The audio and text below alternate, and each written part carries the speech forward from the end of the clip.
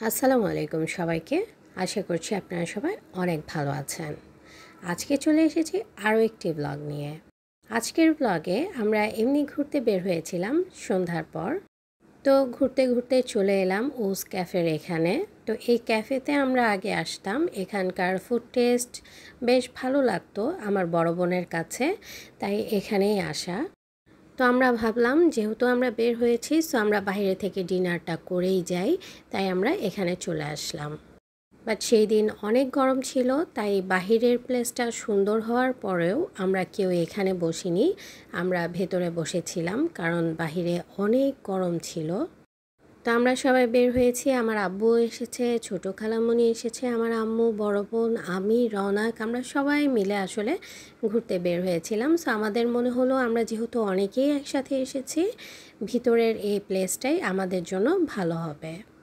তো আসার পরপরই আমরা আমাদের ফুডটা অর্ডার করে দিয়েছি, যেহেতু আমরা ডিনার করব। এভাবে আসলে হুটহাট প্ল্যান করে কিন্তু ঘুরতে যেতে বা ডিনারে যেতে কিন্তু বেশ ভালোই লাগে। আমাদের ফ্যামিলিতে এটা আবার অনেক হয়ে থাকে।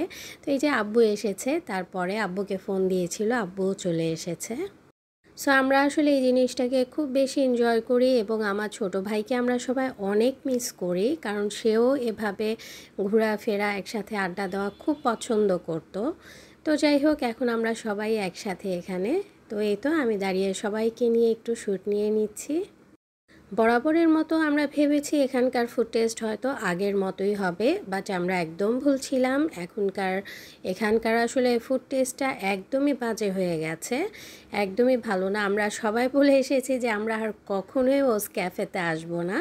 ওনাদের খাবারগুলো যেন কেমন ছিল, একদম ঠান্ডা ছিল, মনে হয়েছে যে কুক করে ফ্রিজে রেখে দিয়ে তারপর ওইটা হয়তো বা একটু বের করে হালকা গরম করে দিয়েছে, ঠিকমতো গরমও করা হয়নি। এই যে দেখতে পাচ্ছেন, আমাদের কাছে একদমই ভালো লাগেনি। আমি নর্মালি আসলে যে কোনো জায়গায় আমি খাবার খেলে খাবারটা যদি মোটামুটি টেস্টও হয়, আমি কখনো এটা রিভিউটা খারাপ দেই না, বাট ওদের খাবার আসলেই অনেক বাজে ছিল, একদমই ভালো লাগেনি। সো যাই হোক, তারপরেও কি করার, যেহেতু আমরা ডিনার করার জন্য চলে এসেছি, আমরা আসলে অন্য কোথাও গেলেই ভালো হতো। আর এদিক দিয়ে এই যে সবাই খাচ্ছে, রওনাক বসে আছে। রওনাকের আসলে জ্বর ছিল, তার মুখে একদমই রুচি নেই, এর উপর আবার এই টেস্টলেস খাবার ওর মানে একদমই খেতে ইচ্ছা করছিল না। তো সেখানে বসে বসে রওনাক বলছে যে আমি এগুলা খাবো না, আমি লাচ্ছি খাবো, আমার লাচ্ছি খেতে ইচ্ছে করছে। তো আমরাও আবার চা খাইনি সন্ধ্যায়। অ্যাকচুয়ালি আমরা সবাই কিন্তু মোটামুটিভাবে চা খোর। আমার বড় বোন, আমি, রওনাক, আমার ছোট খালামণি, আমরা সবাই চা খাই। আমার আব্বুও আমাদের সাথে জয়েন করে অলওয়েজ, বাট আমার আম্মু একদমই চা খায় না। আমরা ডিনার শেষ করে চা খেতে চলে এসেছি নেভাল পয়েন্টে। তো এখানে এসে সবাই বাহিরেই বসলাম, ভেতরটা একটু গরম ছিল। আমার আব্বু আর রওনাক লাচ্ছি নিয়েছে, আমরা চা অর্ডার করেছি।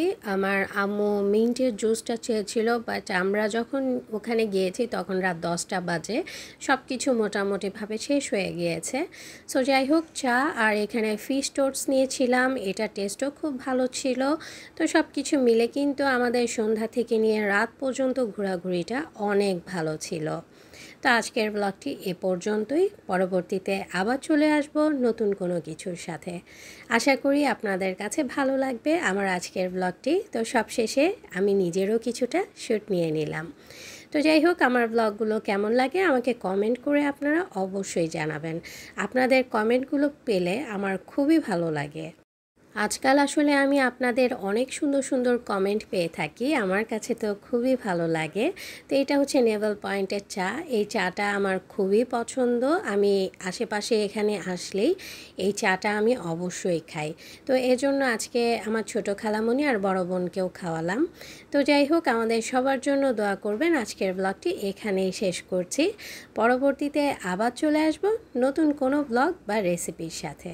তো আজ এ পর্যন্তই, আল্লাহ হাফেজ।